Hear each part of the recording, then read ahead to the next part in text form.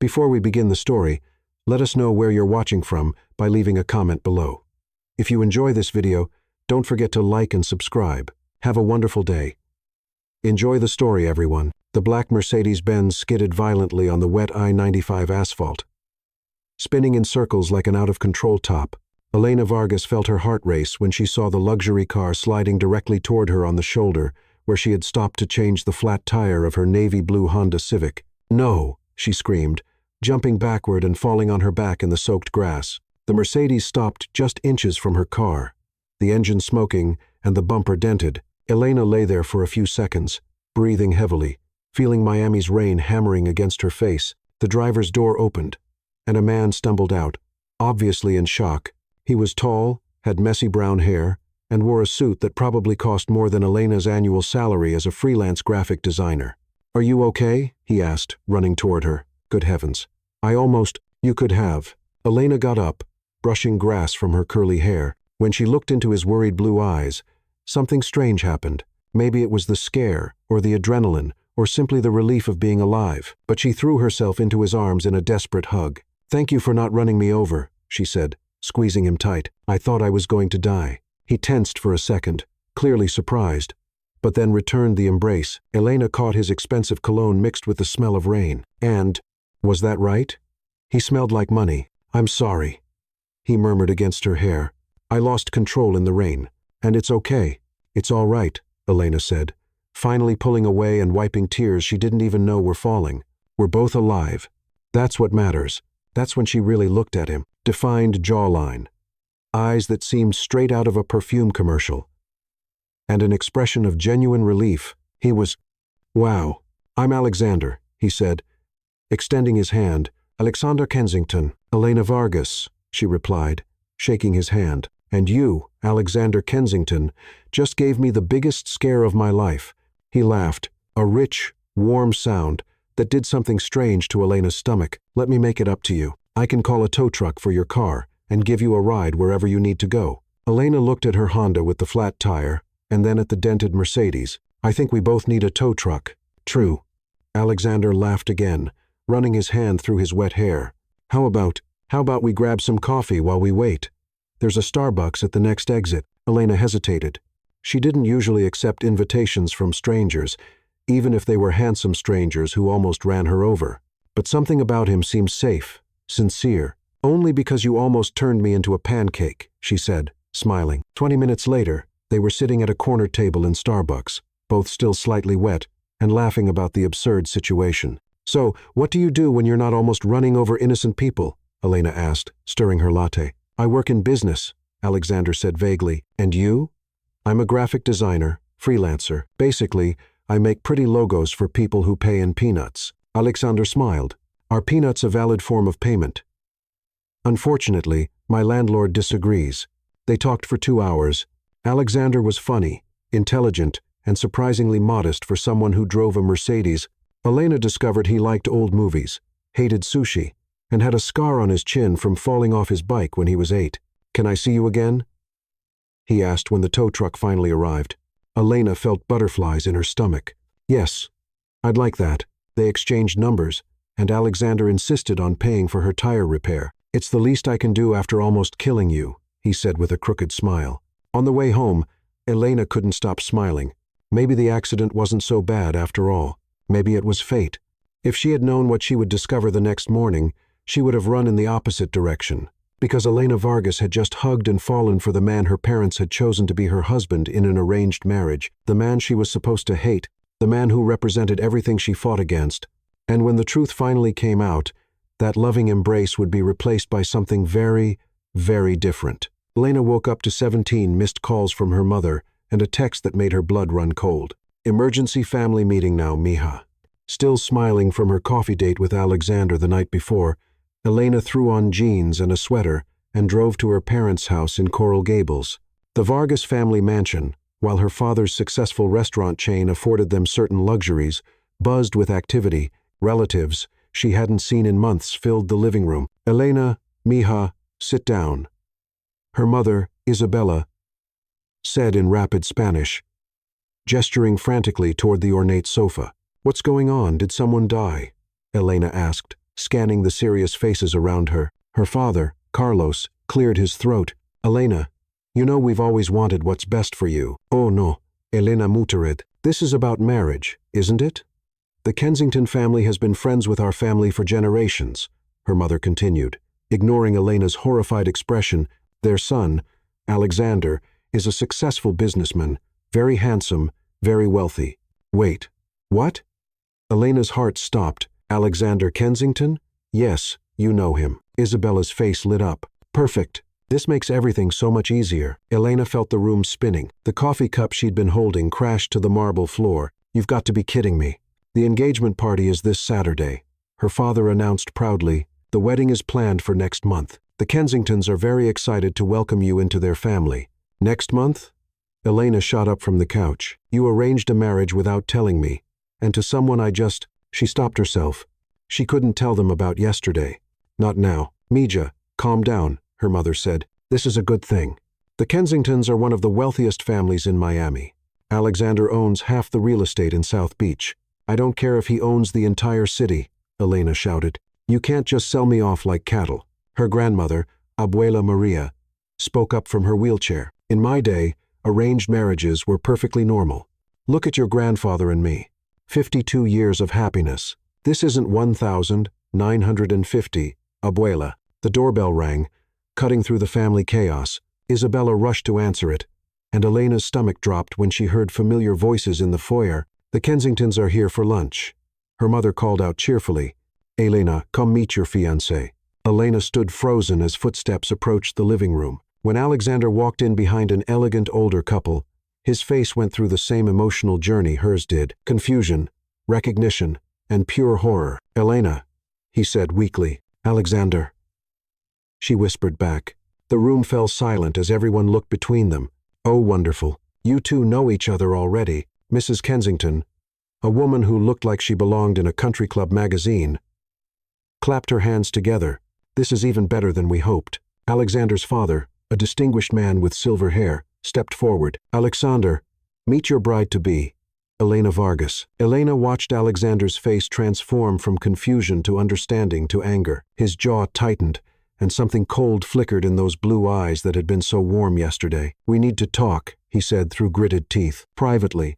Of course, Isabella beamed. Use the garden. Get to know each other better. Elena followed Alexander outside, her heart pounding. The moment they were alone by the fountain, he turned on her. You knew, he said accusingly. Yesterday. You knew who I was. What? No, Elena protested. I had no idea. They just told me this morning. Right, Alexander scoffed. What a convenient coincidence. The flat tire, the accident, the whole damsel in distress act.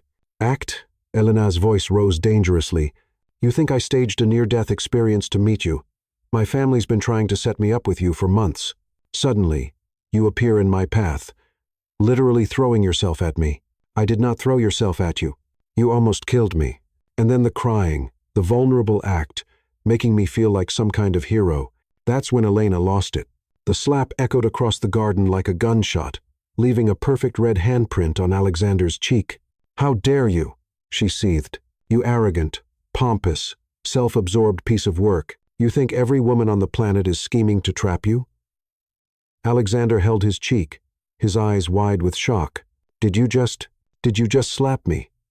I should have done worse. You think I want this marriage? You think I want to be tied to someone who believes every interaction is some calculated plot against his precious ego? Wait, you don't want this either? Elena laughed bitterly. Want it? I'd rather eat glass. I don't care if you're the richest man in Florida. You're also the most conceited jerk I've ever met. Alexander stared at her, the anger slowly draining from his face. You really didn't know? Of course I didn't know. You think I go around hugging random men in parking lots as part of some elaborate marriage scheme? They stood there for a moment, both breathing hard, both looking anywhere but at each other. This is insane, Alexander finally said, running his hand through his hair. They can't just arrange our lives like this. Welcome to the Vargas family, Elena said dryly, where your personal choices are optional suggestions. The Kensingtons aren't much better, Alexander admitted. My father's been pushing this business alliance angle for months. Elena looked at him, really looked at him. The man who had held her so gently yesterday, who had laughed at her jokes and paid for her tire, was the same man she was supposed to marry, the same man who had just accused her of being a gold-digging schemer. "So, what do we do now?"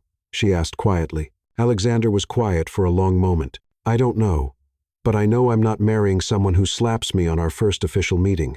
"Good," Elena shot back, "because I'm not marrying someone who thinks I'm a manipulative liar." They glared at each other across the garden, the fountain bubbling cheerfully between them, like it was mocking their situation. From inside the house, they could hear their families laughing and making wedding plans, completely oblivious to the disaster unfolding outside. Elena realized with sinking dread that yesterday's perfect accident had just become today's perfect nightmare, and somehow she had to figure out how to survive the next month without either killing Alexander Kensington or falling for him all over again. Absolutely not. "Come on, Elena. It's just 1 week." "I said no, Alexander. Find another fake fiancé." Elena slammed her laptop shut and glared at the man sitting across from her at the coffee shop. 3 days had passed since the garden confrontation, and Alexander had been texting her nonstop with increasingly desperate messages. "Look," Alexander said, leaning forward, "I know you hate me. Hate is a strong word. Despise works better, but we're both stuck in this mess. My grandmother is flying in from Boston tomorrow, and she's been planning this wedding since I was 12. If she finds out I'm trying to back out, she'll literally disinherit me." Elena stirred her iced coffee aggressively. "And I should care about your inheritance because your family will disown you, too. If you don't go through with this," Alexander said, quietly. "I saw how they looked at you when we came back inside. They think this marriage is your ticket to a better life." Elena's stirring slowed.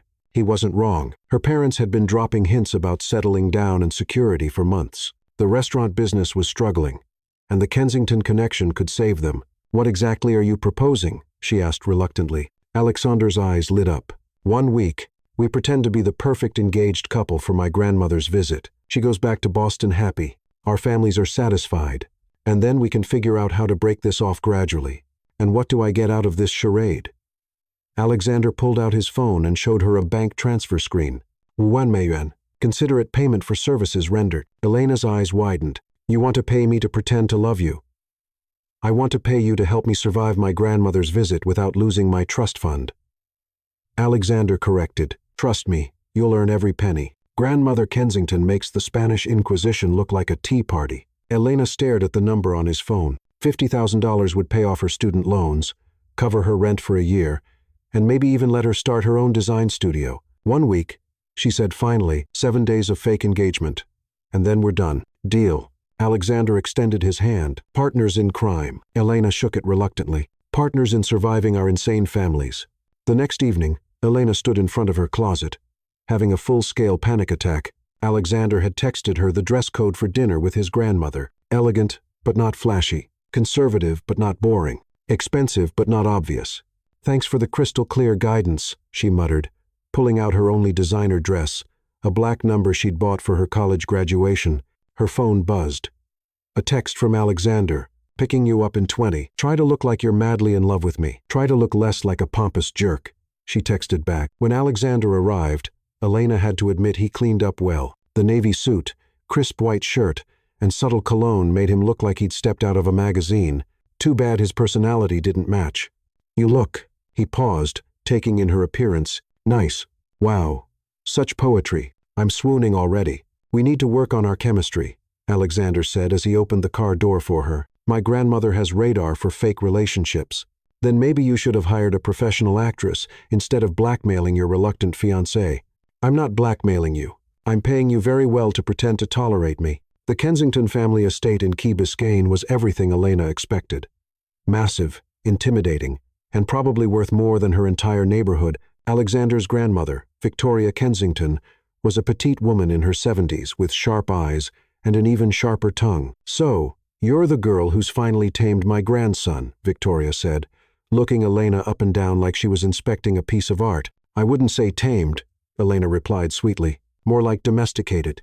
Alexander coughed into his wineglass.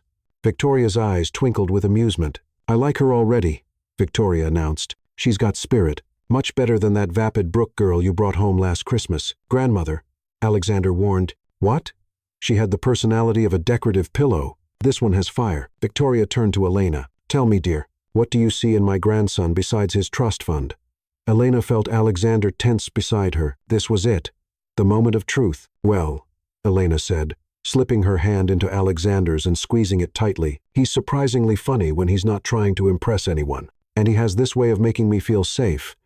Even in the most chaotic situations, she felt Alexander's hand squeeze back, and when she looked at him, something flickered in his eyes that wasn't entirely fake. And he makes excellent coffee, Elena added with a smile. Coffee? Victoria raised an eyebrow. We met at a Starbucks, Alexander said quickly. Very romantic Starbucks? Victoria repeated flatly. My grandson, heir to the Kensington fortune, proposed at a Starbucks. Actually, Elena said, thinking fast, he didn't propose there. That's just where we had our first real conversation. The proposal was much more unique. Victoria leaned forward. Do tell. Elena's mind raced. She could feel Alexander's panicked energy beside her. It was raining, she began, surprised by how easily the lie came. I was stranded with a flat tire, feeling completely helpless, and then Alexander appeared like some kind of knight in shining armor. He helped me, took care of everything, and in that moment, I knew that I wanted to spend the rest of my life with someone who would show up for me when everything fell apart. The room was quiet. Victoria's eyes were suspiciously bright, and even Alexander's parents looked moved. And the proposal? Victoria pressed. Elena looked at Alexander, who was staring at her with an unreadable expression. He told me he loved me in the middle of a rainstorm, she said softly. No ring, no fancy speech, just truth. Victoria dabbed at her eyes with her napkin. Well, that's the most romantic thing I've heard in decades. The rest of dinner passed in a blur of family stories and wedding planning. Elena found herself laughing at Alexander's childhood mishaps and sharing stories about her own family. By the time dessert arrived, she almost forgot they were pretending. You two are perfect together, Victoria declared as they prepared to leave. I can see why you fell for each other. In the car afterward, they sat in comfortable silence for a few minutes. That was, Alexander started, exhausting. Elena finished. Your grandmother is terrifying. She loves you. She loves the idea of me. There's a difference. Alexander pulled into Elena's driveway and turned to face her. Elena, what you said in there about wanting someone who shows up when everything falls apart, it was just acting. Alexander, don't read into it. But even as she said it, Elena wasn't entirely sure it was true. Because for a few hours tonight, pretending to be in love with Alexander Kensington hadn't felt like pretending at all, and that scared her more than any arranged marriage ever could. Elena's phone buzzed at 6:47 a.m. with a text that made her groan into her pillow. Emergency. Need you here as soon as possible. Grandmother wants to go wedding dress shopping. This better be worth $50,000, she muttered, dragging herself to the shower. An hour later, she stood in the marble foyer of the Kensington estate, wearing jeans and a Miami Heat t-shirt, facing Victoria Kensington, who was dressed like she was attending a royal wedding. Dear, you can't possibly go dress shopping in that, Victoria said, eyeing Elena's casual outfit with barely concealed horror. I don't actually need a wedding dress, Elena said carefully. Since Alexander and I are taking things slow. Nonsense. A woman needs to see herself in white to truly envision her future. Victoria turned to Alexander, who had appeared in the doorway, looking like he'd also been dragged from bed. Alexander, take your fiancée upstairs and let her borrow something appropriate from your sister's closet. Grandmother, Olivia moved out 3 years ago. Her room is exactly as she left it. Go. Alexander led Elena up a grand staircase lined with family portraits. I'm sorry about this, he said quietly. She cornered me at breakfast with a list of bridal boutiques. It's fine, Elena lied. How hard can trying on a few dresses be? Alexander stopped at a door and gave her a look. You clearly don't know my grandmother. Olivia Kensington's room was like a museum exhibit titled Rich Girl Circa 2019. Designer clothes still hung in the walk-in closet, and Elena found herself staring at price tags that made her monthly rent seem like pocket change. This is insane, she muttered, pulling out a sundress that cost more than her car. Tell me about it, Alexander said from the doorway. Olivia always had expensive taste. Elena turned around, and something strange happened. Alexander was leaning against the doorframe, morning sunlight streaming through the windows behind him, his hair still messy from sleep. For a moment, he didn't look like the arrogant businessman who had accused her of scheming. He looked like just a guy. A very attractive guy, who was helping her navigate his complicated family. What? He asked, catching her staring. Nothing, Elena said quickly. turning back to the closet. Your sister has a lot of clothes. She's a marine biologist in Australia now. Drives my parents crazy. Smart girl, Elena said, pulling out a simple blue dress, getting as far away from all this as possible. Sometimes I think about it, Alexander admitted, just disappearing. Starting over somewhere nobody knows my last name. Elena looked at him in surprise. Really? But you have everything here? The business, the money, the status. I have everything my father wants me to have, Alexander corrected. There's a difference. Something in his voice made Elena pause. She'd been so focused on seeing him as the enemy that she'd never considered he might be just as trapped as she was. What would you do, she asked, if you could start over? Alexander was quiet for so long that Elena thought he wouldn't answer. Then he said, I used to want to be a teacher. Elementary school. I love kids, and I thought it would be nice to do something that actually mattered. Elena felt something shift in her chest. What stopped you? Reality. Kensington men don't become teachers. We become businessmen who donate to schools and feel good about ourselves. That's horrible. That's life. Alexander straightened up, and the vulnerable moment passed. You should probably get changed. Grandmother gets impatient. 2 hours later, Elena stood in the most expensive bridal boutique in Miami, wearing a wedding dress that cost more than most people's cars. While Victoria Kensington dabbed at her eyes with a lace handkerchief. You look absolutely radiant, dear, Victoria said. Alexander, come see your bride. Alexander, who had been banished to the waiting area with champagne and wedding magazines, reluctantly approached. When he saw Elena in the dress, he stopped walking. The dress was simple but elegant, ivory silk that hugged her curves before flowing into a modest train. The neckline was conservative but flattering, and the way the light caught the fabric made her skin glow. Well? Victoria demanded. What do you think of your fiancée? Alexander's throat moved as he swallowed. He cleared his throat. She's beautiful. The way he said it, looking directly into Elena's eyes, made her heart skip. For a moment, the pretense fell away, and she saw something raw and honest in his expression. This is the one, Victoria declared. We'll take it. Wait, Elena said, panic creeping into her voice. We can't just buy a wedding dress. This is all pretend, remember? But Victoria was already talking to the sales associate about alterations and delivery dates. Grandmother, Alexander said carefully, maybe we should discuss this with Elena's family first. Wedding planning is usually a joint effort. Excellent point, Victoria beamed. Let's call them right now and invite them to lunch. I want to meet the people who raised such a lovely girl. Elena caught Alexander's eye in the mirror. They were in trouble. 3 hours later, both families sat around an enormous table at the Fontainebleau Hotel, champagne flowing and wedding plans spiraling completely out of control. The ceremony should be at St. Mary's Cathedral, Victoria announced. I was married there, as was Alexander's mother. Actually, Isabella Vargas interjected, we were hoping for Sacred Heart. It's our family parish. The reception must be at the country club. Edward Kensington declared, we've held every family celebration there for 40 years. But the Plaza Coral Gables has such beautiful gardens.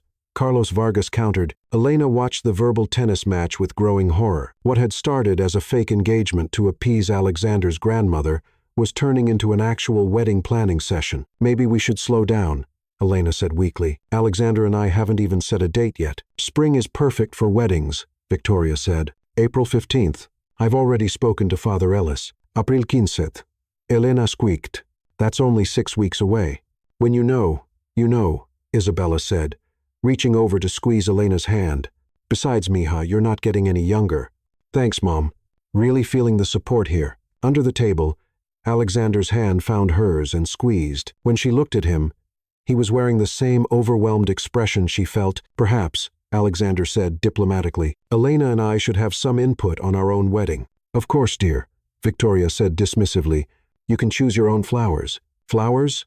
Elena repeated flatly. I'm thinking roses, Isabella said. Pink roses. So romantic. White roses are more classic, Victoria countered. What about what Elena wants? Alexander asked, and everyone at the table turned to look at her. Elena realized with a sinking feeling that she was supposed to have an opinion about flowers for a wedding that wasn't real to a man she was supposed to hate. The fact that she was actually considering pink peonies was deeply disturbing. I need some air, she said, standing abruptly. She made it to the hotel's oceanfront terrace before the panic attack hit. Her chest felt tight, her breathing was shallow, and she couldn't shake the image of herself in that wedding dress, looking at Alexander like he was actually her future. Hey, Alexander's voice was soft behind her. You okay? This is insane, Elena said, gripping the railing. They're planning an actual wedding with flowers and venues, and that dress costs more than my yearly salary. I know. It's gotten way out of hand. Your grandmother already put a deposit down, didn't she? Alexander's silence was answer enough. Great. Just great. Elena turned to face him. So now what? Do we actually go through with this farce? We could, Alexander said quietly. Get married, keep everyone happy, then quietly divorce in a year or two. You'd get the settlement money. I'd keep my trust fund. Our families would be satisfied. Are you seriously suggesting we get married for real? People have married for worse reasons. Elena stared at him. Like what? Like love? Alexander said with a bitter smile. At least we're going into this with realistic expectations. This is crazy. You're crazy. I must be crazy for even listening to this. Alexander stepped closer. Elena, I know this isn't what either of us wanted, but maybe we could make it work. We get along when we're not trying to hate each other. We have chemistry. We do not have chemistry. Really? Alexander moved closer still, close enough that Elena could smell his cologne and see the flecks of gold in his blue eyes. Because every time I touch you, every time we pretend to be in love, it doesn't feel like pretending. Elena's breath caught. He was right, and they both knew it. The spark between them was real, even if the circumstances were fake. Alexander, I know you feel it too, he said softly. The way you looked at me in that dress, that wasn't acting. He was so close now that Elena had to tilt her head back to meet his eyes. Her heart was pounding so hard she was sure he could hear it. This is insane, she whispered. Completely insane, he agreed, his hand coming up to cup her cheek. We barely know each other. I know you hate sushi and love old movies. I know you scrunch your nose when you're thinking. I know you have a scar on your palm from falling off your bike when you were 7. How do you know that? I pay attention. They were so close now that Elena could feel his breath on her lips. The rational part of her brain was screaming warnings, but the rest of her was melting under his touch. Elena, he whispered, and she knew he was going to kiss her. There you are. Victoria's voice cut through the moment like a knife. The photographer is here for engagement photos. Elena and Alexander sprang apart, both breathing hard. Victoria stood in the doorway, beaming at them. How lovely. You two look absolutely glowing. Come along. The photographer wants to catch the golden hour light. As Victoria bustled them back inside, Elena caught Alexander's eye. What had almost happened between them hung in the air, unspoken, but impossible to ignore. Maybe Alexander was right. Maybe this arrangement could work. Or maybe they were both about to make the biggest mistake of their lives. Either way, Elena realized with a mix of terror and excitement she was about to find out, because as she stood there in her borrowed dress, surrounded by their eager families and a photographer snapping away, one thought kept running through her mind. She was no longer pretending to be Alexander's fiancée. Somewhere between the fake smiles and scripted romance, it had become real, and that terrified her more than any arranged marriage ever could. The engagement photo shoot was supposed to be simple. 1 hour, a few romantic poses, and they'd have the evidence their families needed to believe in their love story. What Elena hadn't counted on was how intimate it would feel to pretend to be in love with someone she was actually falling for. Perfect. Now, Alexander, put your arms around Elena's waist, directed Mia Lee, the photographer Victoria had hired. Elena, lean back into him. Trust him to catch you. Trust him. If only it were that simple. Elena felt Alexander's strong arms encircle her waist, his chest solid against her back. They were standing on the beach at sunset, the Miami skyline painting a perfect backdrop behind them. To anyone watching, they looked like the ideal couple, wealthy, beautiful, completely in love. That's beautiful, Mia called out, her camera clicking rapidly. The chemistry between you two is incredible. Most arranged couples I photograph look stiff, but you two, it's like you're actually in love. Elena felt Alexander's grip tighten slightly at the photographer's words. She wondered if he was thinking the same thing she was, that maybe they weren't acting anymore. Let's try something more playful, Mia suggested. Alexander, chase Elena along the water's edge. Elena, run, but let him catch you. Make it look spontaneous. Elena kicked off her heels and ran toward the waves, her flowing sundress billowing behind her. She could hear Alexander's footsteps in the sand gaining on her. When his arms wrapped around her waist and spun her around, her laughter was completely genuine. Gotcha, he whispered in her ear, his breath warm against her neck. That was cheating, she laughed, still breathless from running. You have longer legs. "All's fair in love and engagement photos," Alexander said, but he didn't put her down. Instead, they stood there in the surf, his arms around her, both of them breathing hard and smiling. "Gorgeous," Mia called out. "Hold that pose. The way you're looking at each other is absolutely perfect." Elena realized she was staring into Alexander's eyes, completely lost in the moment. The setting sun cast golden light across his face, and she could see every fleck of color in his blue eyes. This close, she could see the faint scar on his chin from his childhood accident, could count his eyelashes, could feel the rapid beat of his heart against her chest. "Elena," he said softly, and she knew that look. It was the same one from the terrace before Victoria had interrupted them. "We should. The photographer is watching," Elena whispered, but she didn't move away. "I know," Alexander said, but his arms tightened around her. "I can't seem to care." "Okay, let's move to the rocks for some more dramatic shots," Mia called out, apparently oblivious to the tension. The next hour passed in a blur of poses and stolen glances. Elena found herself relaxing into Alexander's touch, laughing at his quiet jokes between shots, even enjoying the way he protectively guided her across the rocky terrain in her bare feet. "Last shot," Mia announced as the sun dipped lower. "I want something intimate. Alexander, sit on that driftwood log. Elena, sit between his legs. Lean back against his chest. This is your private moment. No one else exists." Elena settled between Alexander's legs, feeling surrounded by his warmth. His arms came around her naturally, and she let herself relax against him.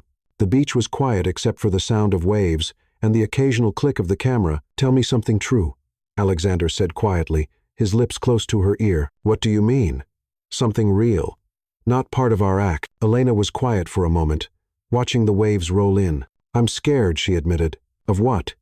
"Of how easy this is, how right it feels." She paused. "Of how much I'm going to miss this when it's over." Alexander's arms tightened around her. "What if it doesn't have to be over?" Before Elena could respond, Mia called out, "That's a wrap. You two are absolutely magical together. I can't wait to show you the previews." As they gathered their things and said goodbye to the photographer, Elena felt a strange sense of loss.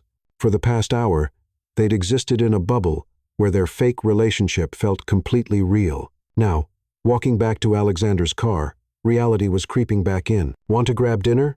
Alexander asked as they reached his Mercedes. "We should probably discuss things." Elena nodded, not trusting herself to speak. They drove in comfortable silence to a small Italian restaurant in Coconut Grove, far from the places where they might run into their families. "So," Alexander said once they'd ordered wine and pasta, "that was intense."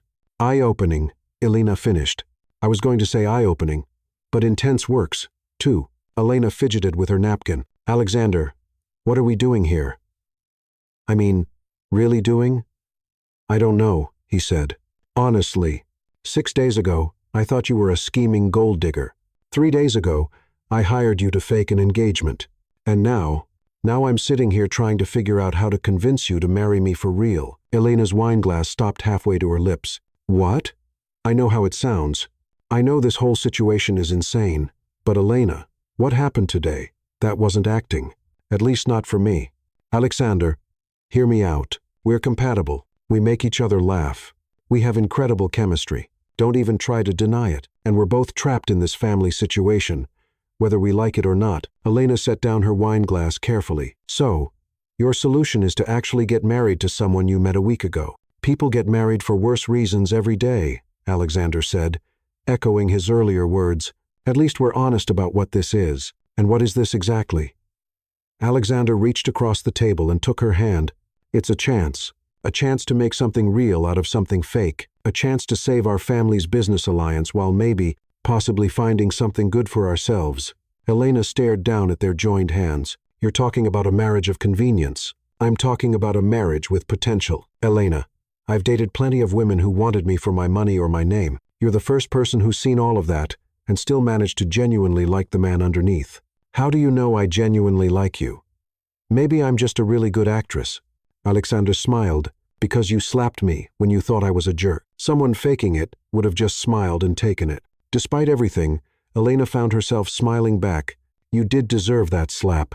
Completely deserved it. And that's when I knew you were different." Their food arrived, but neither of them seemed very interested in eating. Elena's mind was racing, trying to process what Alexander was suggesting. What would this marriage actually look like?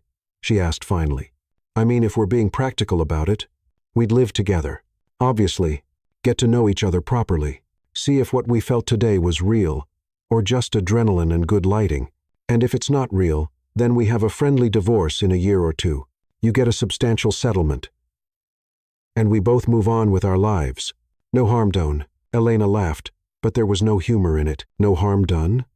Alexander, you're talking about playing Russian roulette with our hearts. Maybe. Or maybe I'm talking about the smartest decision either of us could make. Alexander leaned forward, his expression serious. Elena, I've spent my whole life doing what other people expected of me, following the path my father laid out, dating the women my mother approved of, making decisions based on what would make everyone else happy, and you know what? I've never been more miserable. So, you think marrying me will fix that? I think marrying you might be the first real choice I've ever made. And that terrifies me, and excites me in equal measure. Elena was quiet for a long moment, twirling pasta around her fork without eating it. Can I ask you something? Anything? That day we met in the rain. If there had been no arranged marriage, no family pressure, no complications, would you have called me? Alexander didn't hesitate. Yes, absolutely. Yes. I went home that night and stared at your number for 2 hours, trying to figure out the perfect text message to send you. What stopped you? My mother called and started talking about the Vargas girl they wanted me to meet. He shook his head. I thought it was a sign that I should focus on family obligations instead of chasing after a woman I'd met in a parking lot. And now? Now I think maybe that accident was the sign. Maybe we were supposed to meet exactly the way we did. Elena felt tears prick her eyes. Alexander, I need you to understand something. I've never been the kind of girl who dreams about fairy tale weddings or believes in love at first sight. I'm practical. I make sensible decisions. I don't fall for charming billionaires with trust fund problems. And yet here I am, seriously considering marrying someone I've known for less than a week. She laughed shakily. My therapist is going to have a field day with this. Is that a yes? Elena looked at him across the table. Really looked at him. She saw the hope in his eyes, the vulnerability he was trying to hide, the way he was holding his breath, waiting for her answer. It's not a no, she said finally. Alexander's smile could have powered the entire restaurant. I'll take it, but I have conditions. Name them. First, we take this slow, real marriage or not. I barely know you. We need time to figure out if this attraction is real or just proximity and good looks. Agreed. What else? Second, complete honesty. No more games. No more pretending. If we're going to do this, we do it with our eyes wide open. Done. Anything else? Elena hesitated. If it doesn't work out, if we realize we've made a mistake, we end it as friends. No drama, no bitterness.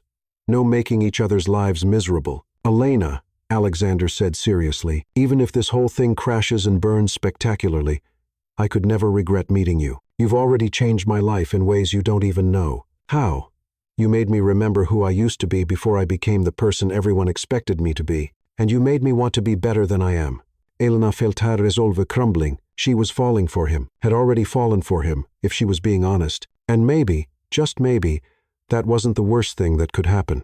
Okay, she said quietly. Okay, let's do this crazy thing. Let's get married and see what happens. Alexander was around the table and pulling her into his arms before she could take another breath. This time when he kissed her, there was no grandmother to interrupt, no photographer to capture it, no audience to perform for. It was just them. And it was perfect. When they finally broke apart, both breathing hard, Alexander rested his forehead against hers. So, he said, his voice rough with emotion, I guess we should probably set a real wedding date. Elena laughed, giddy with the magnitude of what they'd just decided. April 15th. April 15th. Alexander agreed. Our families will be thrilled, terrified. More like, they have no idea what they've unleashed. The best love stories usually start with a little chaos, Alexander said. Tucking a strand of hair behind her ear. Is that what this is? A love story?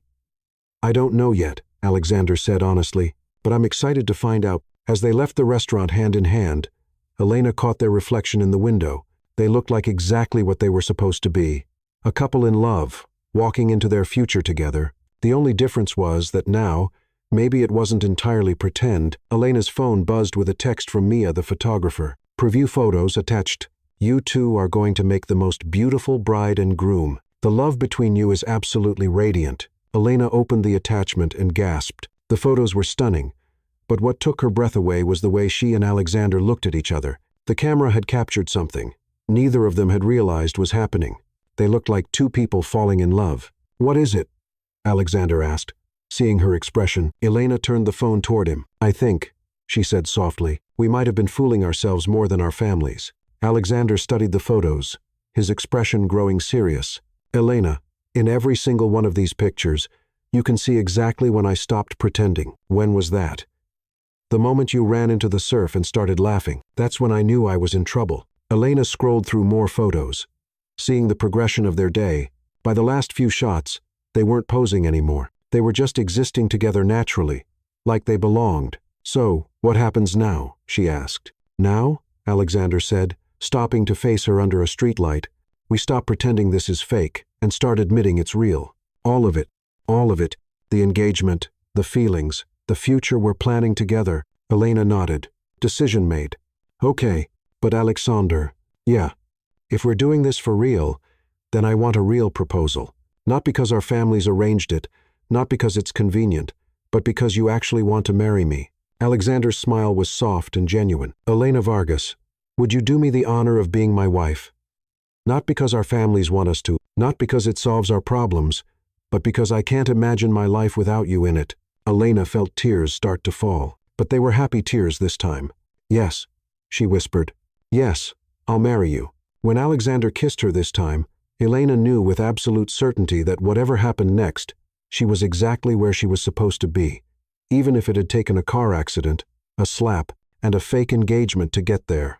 6 weeks later, Elena stood in the bridal suite at the Fontainebleau Hotel, staring at herself in the full-length mirror, while her mother, sister, and best friend, Sophia, fussed around her like hummingbirds around a flower. The ivory silk dress fit her perfectly, the alterations having been completed just days before. Her grandmother's pearl necklace caught the light as she turned, and the delicate lace veil cascaded down her back like a waterfall.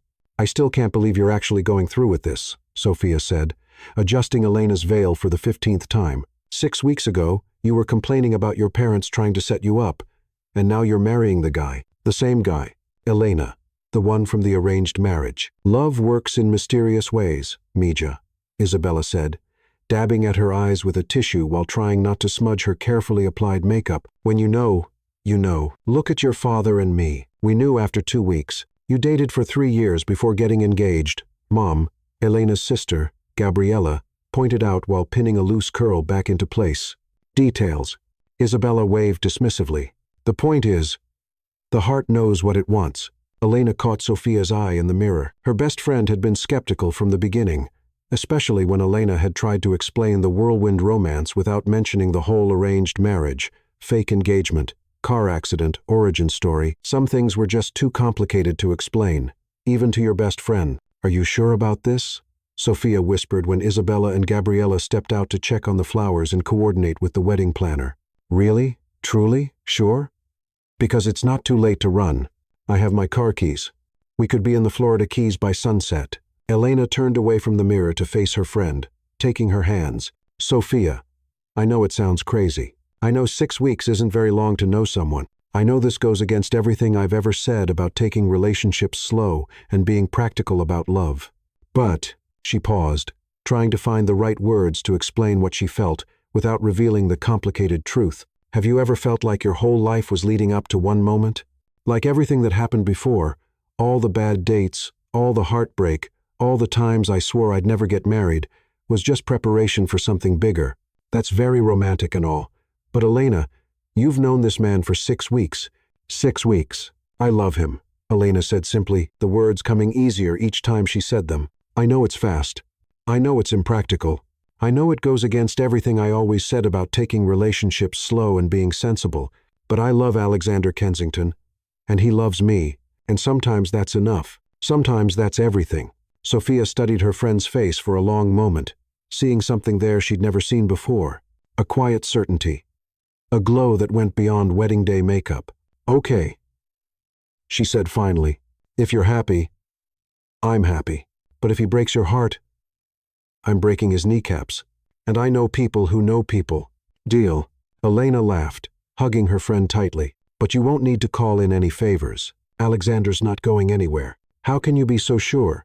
Elena thought about the past 6 weeks. The long conversations that lasted until dawn, the way Alexander brought her coffee exactly how she liked it without being asked, how he'd held her hair back when she got food poisoning from questionable sushi, the way he looked at her like she was the most interesting person in any room. Because he chooses me, Elena said softly. Every day, in 100 little ways, he chooses me, and I choose him. Elena's sister, Gabriella, burst through the door, breathless with excitement, and looking stunning in her dusty rose bridesmaid dress. Elena, you have to see this. The wedding planner just showed me the ceremony setup, and it's absolutely magical. There are flower petals scattered down the aisle, and the arch is covered in white roses and jasmine, and the ocean looks like diamonds sparkling in the sun. Through the suite's floor-to-ceiling windows, Elena could see the beach where their ceremony would take place in less than an hour. White Chiavari chairs were arranged in perfect rows facing an elaborate arch covered in white roses, eucalyptus, and trailing jasmine. The Atlantic Ocean sparkled in the late afternoon sun, and palm trees swayed gently in the warm breeze. White fabric draped between tall poles created an intimate chapel feeling on the open beach. It was perfect, almost too perfect for what had started as a fake engagement born out of family manipulation and mutual desperation. 5 minutes, the wedding coordinator called through the door, her voice bright with practiced efficiency. Bride needs to be ready for family photos before the ceremony. Elena's stomach fluttered with nerves. In the 6 weeks since their engagement had become real, she and Alexander had spent every possible moment together. They'd had dinner with each other's families at least twice a week, taken weekend trips to Key West and Orlando, spent lazy Sunday mornings reading the paper in bed together while Alexander made his terrible coffee, and Elena attempted to teach him proper brewing techniques. She'd learned that Alexander made terrible coffee but excellent pancakes, that he sang off-key in the shower but had perfect pitch when he thought no one was listening, that he got genuinely excited about nature documentaries and could discuss marine biology for hours. He discovered that Elena talked to her plants by name, had an irrational fear of butterflies stemming from a childhood incident with a butterfly garden, and could do a perfect impression of his grandmother that made him laugh until his sides hurt. They'd also had their first real fight 3 weeks ago when Alexander had tried to surprise her by paying off her student loans without asking. Elena had been furious about the assumption that she needed rescuing, and Alexander had been hurt that she didn't appreciate the gesture. They'd spent 2 days not speaking before finally having a long, honest conversation about boundaries, independence, and the difference between helping and controlling. We're going to screw this up sometimes, Alexander had said, holding her hands across the kitchen table in his penthouse apartment, while the Miami skyline twinkled behind them. I'm going to do rich guy things that annoy you because I've never had to think about money the way normal people do. And you're going to be stubborn about accepting help when you need it. Because you've had to be independent for so long. But we'll figure it out together, okay? We'll learn each other's languages. That conversation had somehow made Elena more certain about marrying him, not less, because it proved they could fight and make up, that they could navigate disagreements without destroying what they'd built, that they could be honest about their flaws and still choose each other. Showtime. Beautiful, Isabella said, handing Elena her bouquet of white peonies, eucalyptus, and baby's breath. The flowers were simple but elegant, tied with ivory silk ribbon that matched her dress. Your father is waiting to walk you down the aisle, and he's already crying. He's been crying since breakfast, Gabriella added with a fond smile. He keeps saying his little girl is all grown up. Elena took a deep breath, trying to calm her racing heart. She followed her family out of the bridal suite, her heels clicking on the marble floors of the hotel. In the hallway, she nearly collided with Alexander, who was coming around the corner with his groomsmen, his brother William, his college roommate Ethan, and Elena's cousin Javier, whom Alexander had insisted on including to symbolize the joining of their families. Whoa! Alexander caught her elbow to steady her, then immediately dropped his hand and took a step back like she was made of fire. Sorry, I wasn't supposed to see you yet. Grandmother will have my head if she finds out I broke tradition. They stared at each other for a moment. Alexander looked impossibly handsome in his navy suit, perfectly tailored to his tall frame. His hair was styled, but still had that slightly messy quality that made Elena want to run her fingers through it. His blue eyes were bright with happiness and nerves, and there was a small nick on his jaw where he'd obviously cut himself shaving. Hi, Elena said softly, drinking in the sight of him. Hi yourself, Alexander replied, his voice rough with emotion. You look. He shook his head, apparently speechless.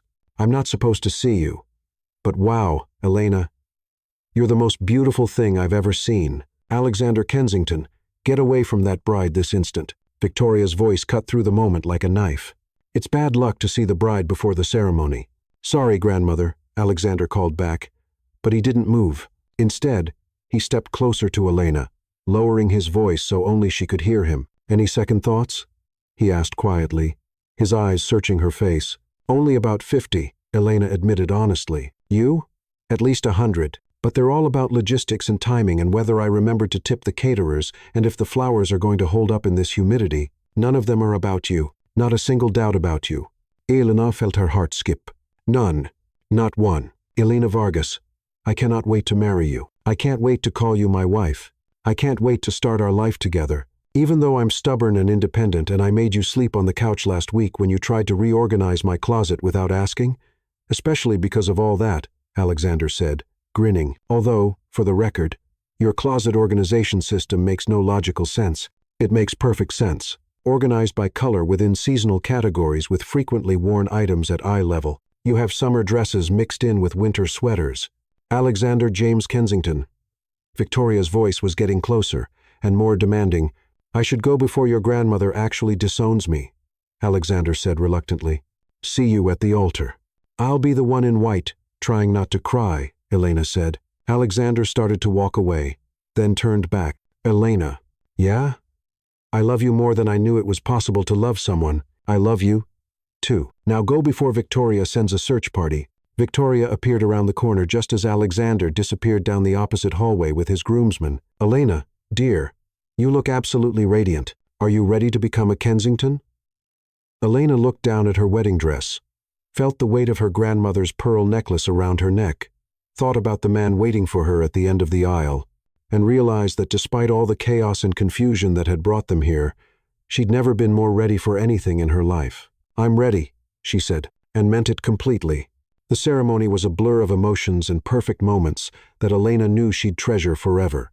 The string quartet played Pachelbel's canon as the wedding party made their way down the petal-scattered aisle. Gabriella walked first, radiant in her dusty rose dress, followed by Alexander's sister, Olivia, who had flown in from Australia specifically for the wedding. Victoria wiped tears from her eyes as Alexander's nephew served as ring-bearer, carrying the rings on a small pillow with serious 6-year-old concentration. When the music changed to the traditional wedding march, Elena appeared on her father's arm, and the entire gathering rose to their feet. Alexander's face when he saw her approaching was something she knew she'd remember for the rest of her life. Pure joy mixed with awe. Like he couldn't quite believe she was real. And walking toward him, Elena's father walked her down the sandy aisle slowly, tears streaming down his weathered face as he whispered how proud he was of her. How beautiful she looked, how happy Alexander made her. He's a good man, mija, Carlos said quietly as they neared the altar. He loves you, the way you deserve to be loved. When they reached Alexander, Carlos placed Elena's hand in his with a solemn nod. Take care of my little girl, he said, his voice thick with emotion. With my life, Alexander promised, and Elena could see he meant every word. Father Ellis, the priest Victoria had insisted on despite Elena's family's preference for their own parish, kept the ceremony traditional but warm. He spoke about love being a choice made new each day, about the importance of partnership and mutual respect, about the blessing of finding someone who sees you completely and loves you anyway. When it came time for vows, Elena and Alexander had decided to write their own. Despite Victoria's protests that traditional vows were more appropriate and less likely to cause emotional scenes, Alexander went first, pulling a folded piece of paper from his jacket pocket with slightly trembling hands. Elena could see that he'd written and rewritten the words multiple times, the paper worn soft from handling. Elena, he began, his voice carrying clearly across the beach. 6 weeks ago, I thought I knew exactly what my life was going to look like. I had a plan, a timeline, a very sensible and practical approach to everything. I was going to marry someone appropriate, have 5 children at the appropriate time, and live the life my family expected me to live. He paused, looking directly into her eyes. And then you literally crashed into my world and changed everything. You've taught me that the best things in life aren't planned. They're discovered. You've shown me that being vulnerable isn't weakness, it's courage. And you've proved that sometimes the most impractical decisions turn out to be the smartest ones you'll ever make." Soft laughter rippled through their guests, and Elena felt tears starting to fall, not caring that her carefully applied makeup was probably running.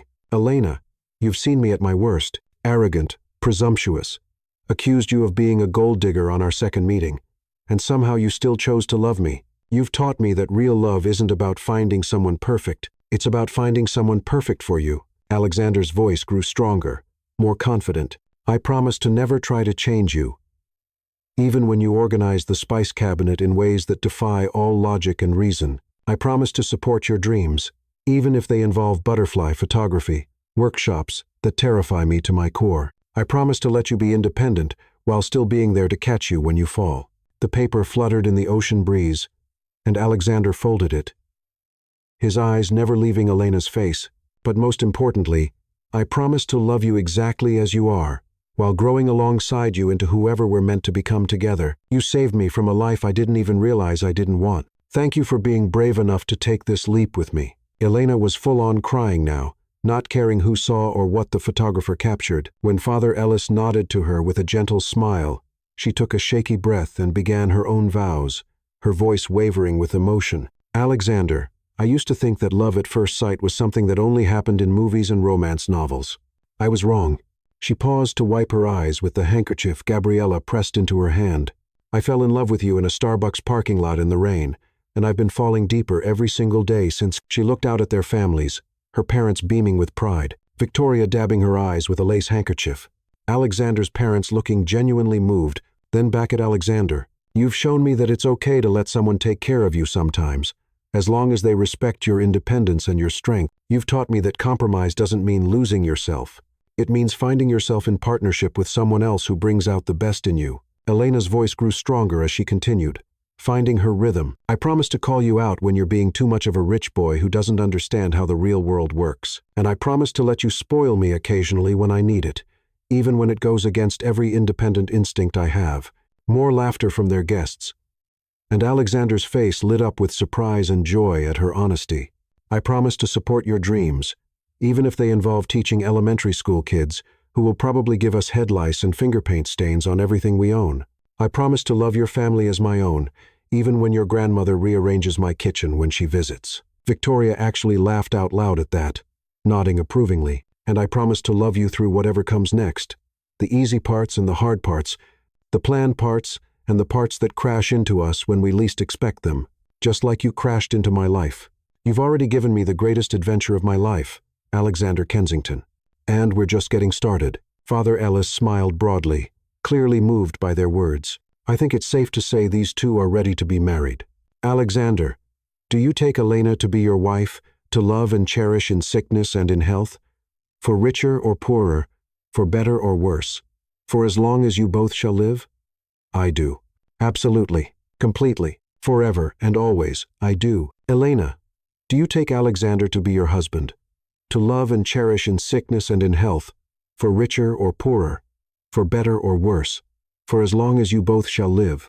Elena looked into Alexander's eyes, remembering their first meeting in the rain, their first fight in his grandmother's garden, their first real kiss on the terrace, all the moments that had led them here to this perfect moment. "I do, with all my heart, I do. May I have the rings?" Alexander's nephew stepped forward proudly, and both Alexander and Elena took their wedding bands from the small pillow. "Alexander, place this ring on Elena's finger and repeat after me. With this ring, I thee wed." Alexander slipped the platinum band onto Elena's finger, his hand steady despite his obvious emotion. "With this ring, I thee wed, and with my heart, I promise to love you forever." "Elena, place this ring on Alexander's finger and repeat after me.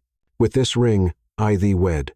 Elena slipped the matching band onto Alexander's finger, marveling at how right it looked there. "With this ring, I thee wed, and with my whole heart, I choose you for always. By the power vested in me by the state of Florida and the blessing of the Almighty, I now pronounce you husband and wife.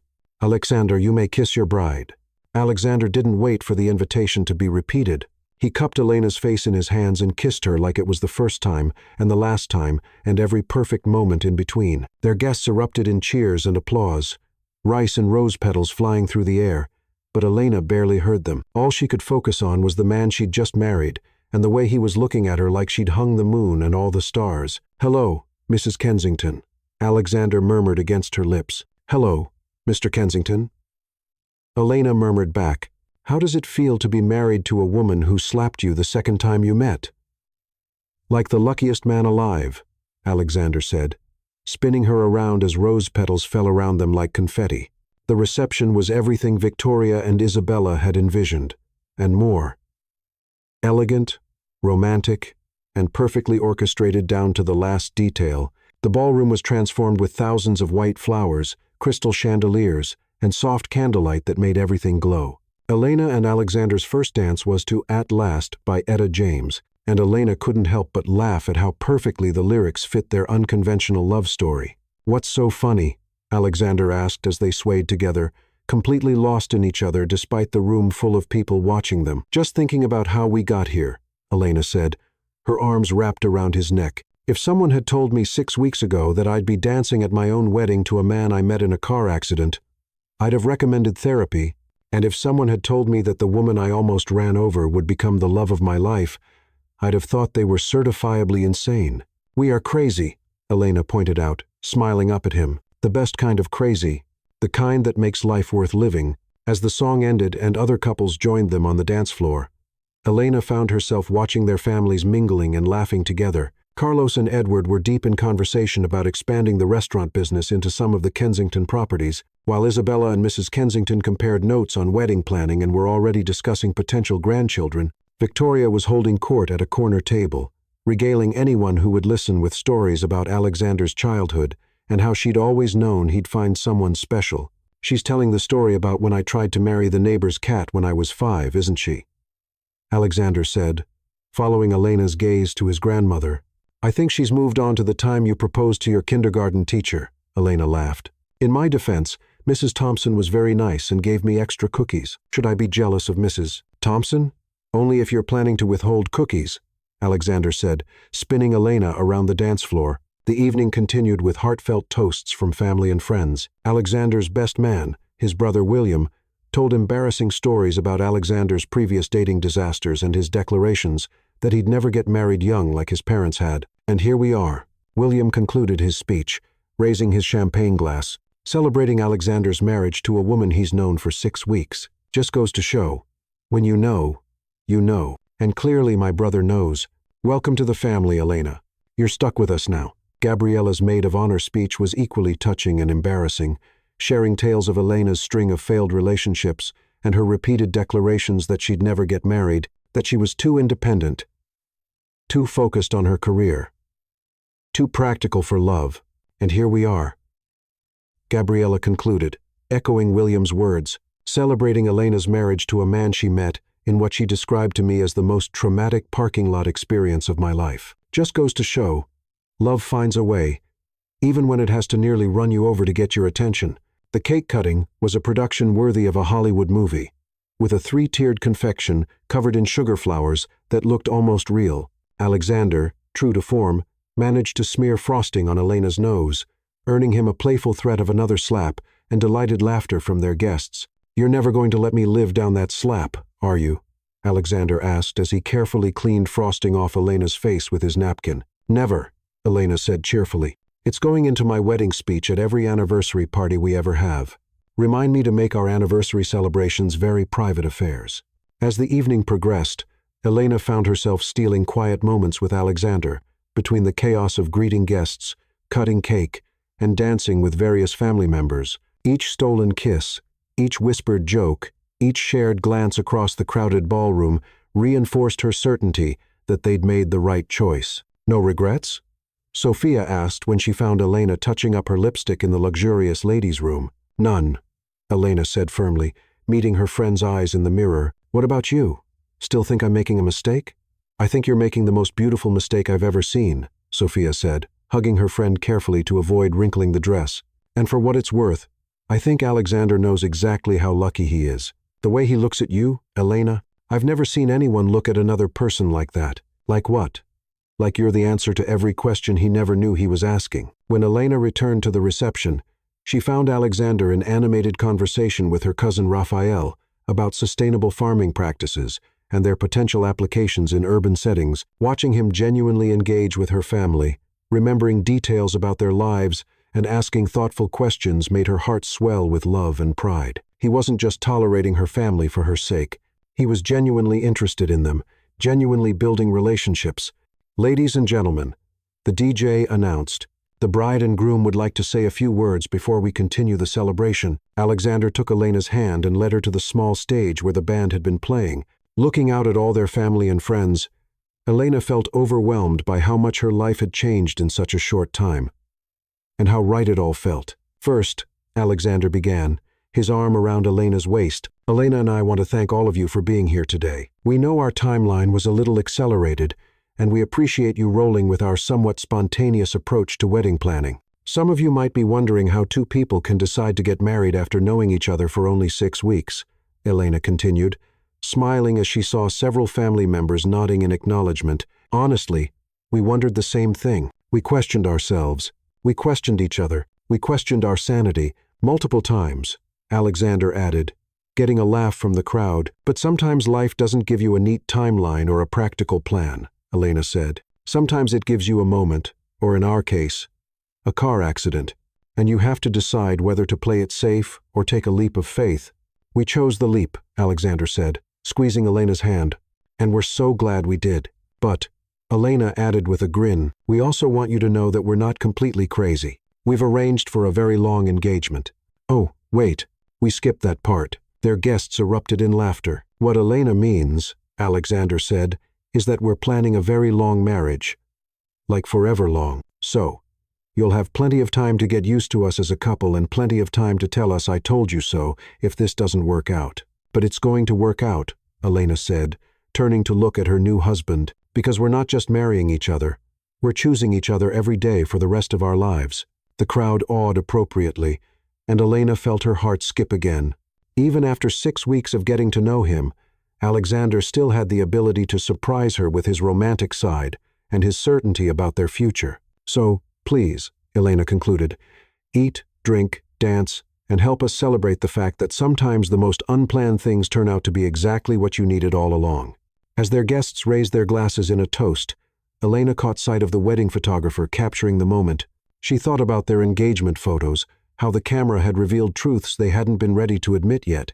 Tonight, she knew the photos would tell a different story, not two people pretending to be in love, but two people who had found their perfect match in the most imperfect circumstances. The rest of the evening passed in a whirlwind of dancing, laughter, and joy. Elena danced with her father to Butterfly Kisses, both of them crying through the entire song. Alexander danced with his mother and grandmother, and even convinced Victoria to dance to a slightly more upbeat song that had her laughing like a young woman. As the evening wound down and guests began to leave with heartfelt congratulations and promises to visit soon, Elena found herself alone on the hotel's oceanfront terrace with Alexander, both of them barefoot and slightly disheveled from hours of dancing. So, Alexander said, sitting on a wrought iron bench and pulling Elena down beside him, the ocean waves providing a gentle soundtrack. How does it feel to be Mrs. Kensington?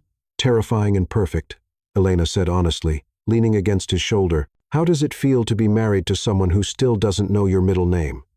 It's James, Alexander James Kensington, named after my great-grandfather, who apparently was quite the character, and it feels like the adventure I never knew I wanted, but now can't imagine living without. They sat in comfortable silence for a while, listening to the waves and watching the last of their guests say goodbye in the distance. Elena thought about how different this moment was from their first meeting. No rain, no panic, no accusations. Just peace and possibility, and the quiet certainty that they were exactly where they belonged. Elena, I know we did this backwards. Marriage first, really getting to know each other second, but I want you to know that every day I discover something new about you. I fall a little bit more in love. Elena turned to face him, seeing her new husband silhouetted against the moonlight, reflecting off the ocean.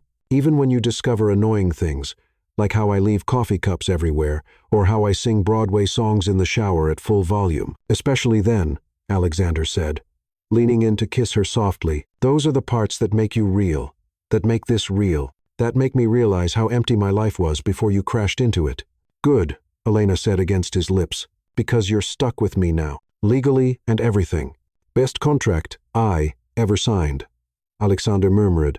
As they walked hand in hand back toward the hotel, Elena's phone buzzed with a text from the wedding photographer. Preview shots attached. You two are absolutely magical together. These photos capture such genuine joy and love.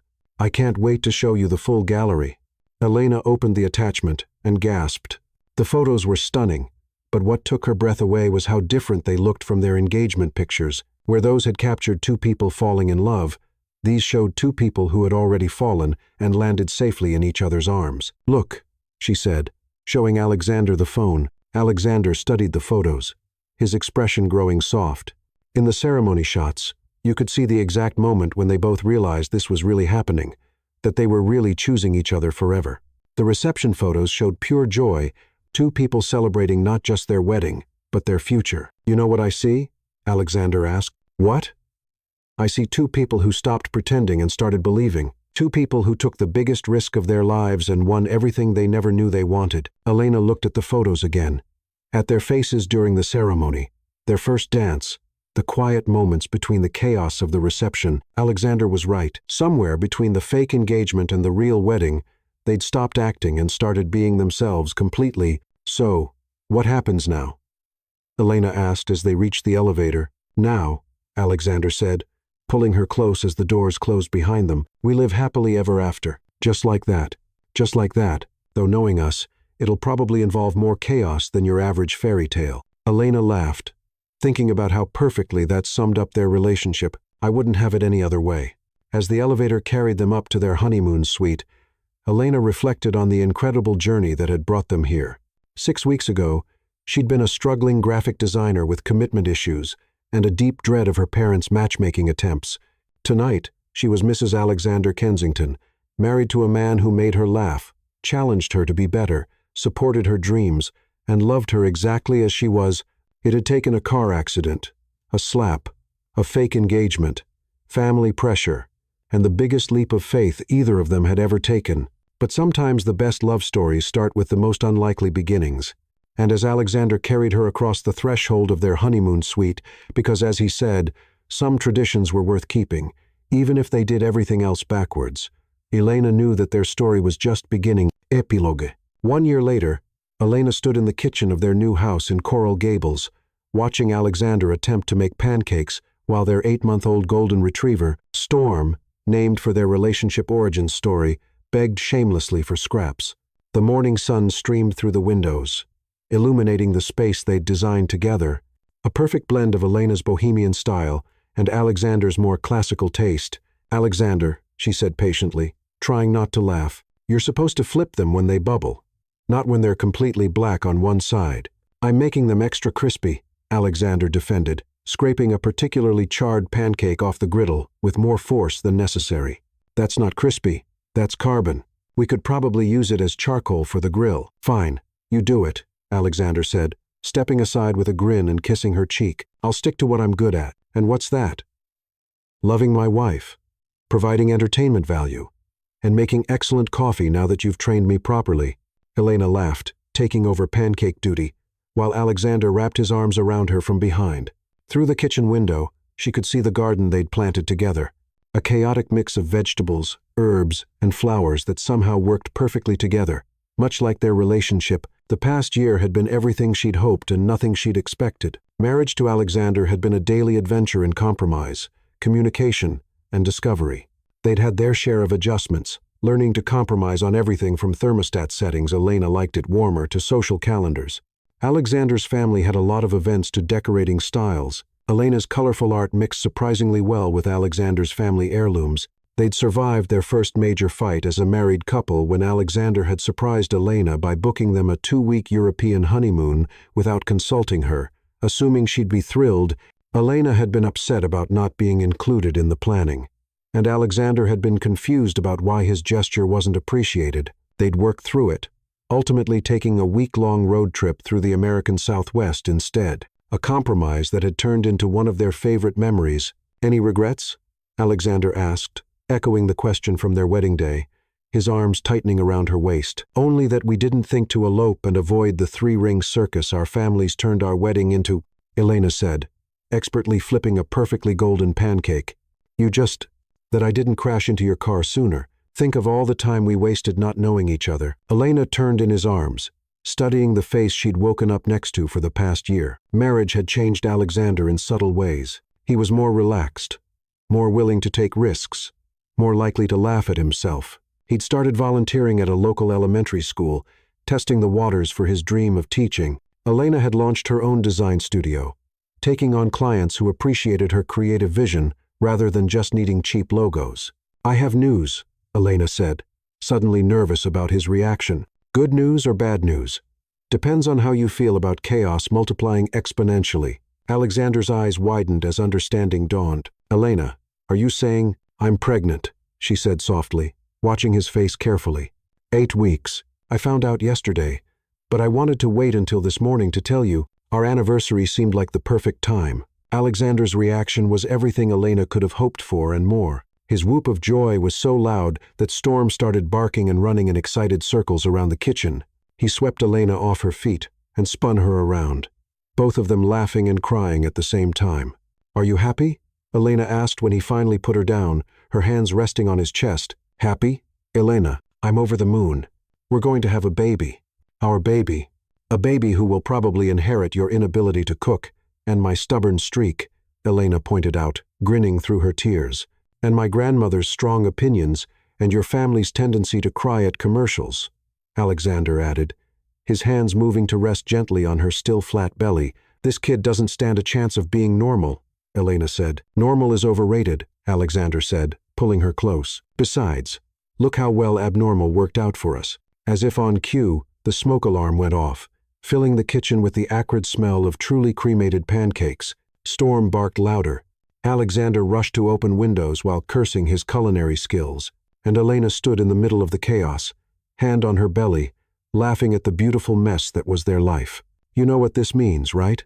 Alexander said as he fanned the smoke detector with a kitchen towel. "That we need to invest in a better smoke detector, that we need to start planning the nursery and baby-proofing and figuring out how to explain to our child that Mommy and Daddy met when Daddy almost ran Mommy over with his car." Elena burst into laughter. "We're going to be those parents with the crazy love story, aren't we?" "The craziest," Alexander agreed, finally getting the smoke alarm to stop. "And I can't wait." He pulled her into his arms again, spinning her around the smoky kitchen, while Storm continued his excited barking. "I love you, Mrs. Kensington. I love our K's. I love our story, and I love the family we're building together. Even if our kid inherits my fear of butterflies and your tendency to burn breakfast, especially then," Alexander said, kissing her thoroughly. "Those are the parts that make us uniquely us." As they stood there in their smoky kitchen, holding each other and dreaming about their future, Elena realized that their love story was far from over. It was just beginning a new chapter, one that would probably involve sleepless nights, baby food stains, and strange places, and even more beautiful chaos than they'd already created together. It wasn't the life either of them had planned, but it was perfectly, wonderfully, chaotically theirs. And Elena Vargas Kensington couldn't imagine wanting anything else. The end.